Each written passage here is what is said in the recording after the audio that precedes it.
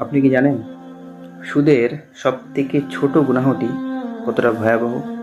রসুল সাল্লাল্লাহু আলাইহি সাল্লাম এমন একটি উপমা শুনিয়েছেন যেটা শুনলে আপনার শরীর শিউরে উঠবে। সাল্লাল্লাহু আলাইহি সাল্লাম ইরশাদ করেছেন, সুদের ৭০টি স্তর হবে। তার মধ্যে সবথেকে নিম্ন স্তরের গুনাহটি হলো নিজের মায়ের সঙ্গে ব্যভিচার করা বা জেনা করা। নাউজুবিল্লাহ। একবার কল্পনা করুন তো, এই সুদকে আজকে আমরা প্রফিট, মুনাফা ইত্যাদি নামে খুব সহজেই গ্রহণ করছি, অথচ তার সর্বনিম্নের গুনাহটি এত জঘন্য।